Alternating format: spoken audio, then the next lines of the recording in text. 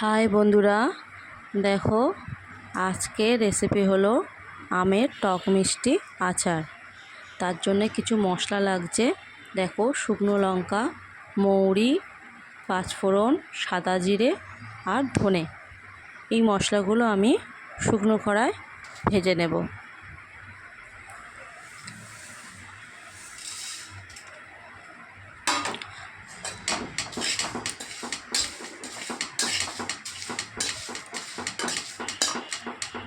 হালকা করে ভেজে নেব, খুব বেশি ভাজলে মশলাটা তিতো হয়ে যাবে।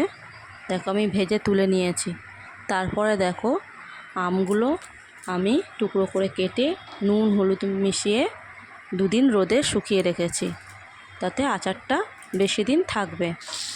তারপরে কড়াই আমি সর্ষের তেল দিয়েছি, আমের টুকরোগুলো দিয়ে দিয়েছি।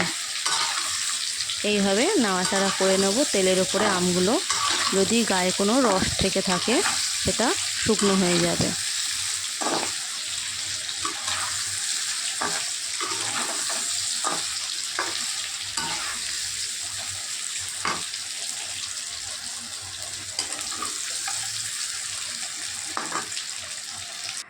তারপরে দেখো মশলাটা আমি মিক্সিতে গুঁড়িয়ে নেব। তো মশলাটা আমার রেডি হয়ে গেছে।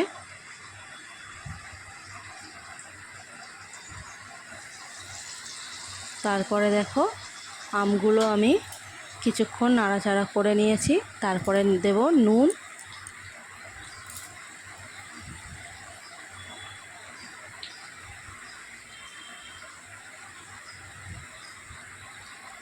লাল লঙ্কা গুঁড়ো দিয়ে আমটা সুন্দর করে নাড়াচাড়া করে নেব।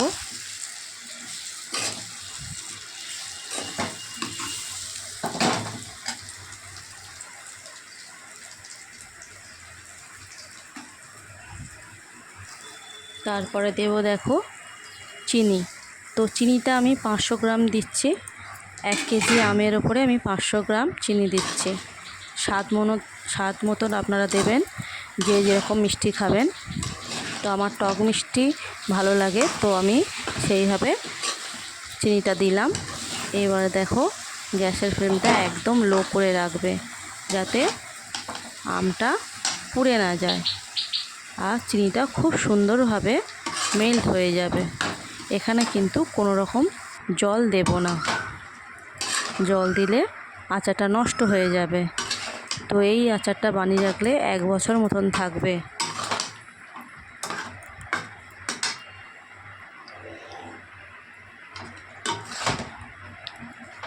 চিনিটা দেখো আমের সঙ্গে পুরো মেল্ট হয়ে গেছে, গলে গেছে।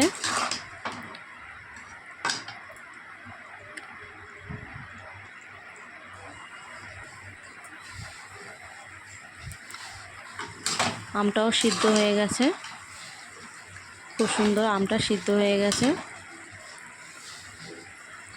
তারপরে দেখো আমি যেই মশলাটা করে রেখেছিলাম সেই মশলাটা এবার দিয়ে দেব। কিছুটা দিলাম আর অল্প একটু রেখে দিয়েছি, নামার আগে দেব।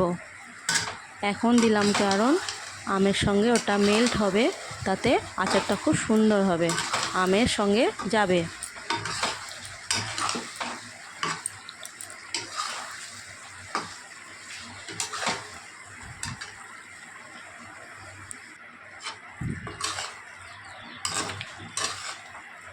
আস্তে আস্তে দেখো আচারটা শুকনো হয়ে আসছে।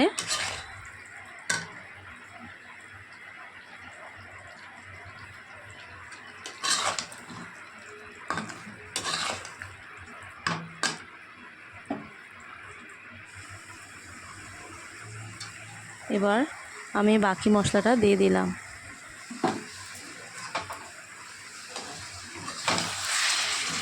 খুব সুন্দর একটা কালার এসছে।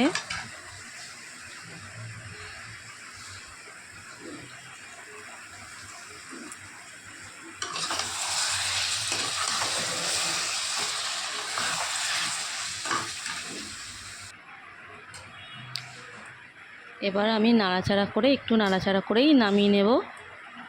তো আমার আচারটা রেডি হয়ে গেছে।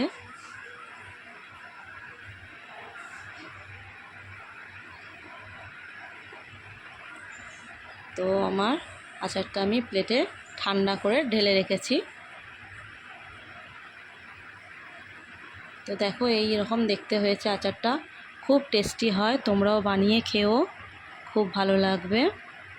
তো ভালো লাগলে কমেন্ট করো, সাবস্ক্রাইব করো, পাশে থাকা বেল আইকনটা প্রেস করে দিও, আমার পাশে থেকো তোমরা। পরবর্তী কোন রান্না দেখবে তোমরা কমেন্ট করে জানিও।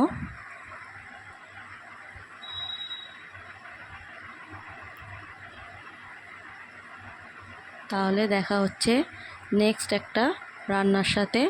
ততক্ষণ আপনারা ভালো থাকবেন, সুস্থ থাকবেন।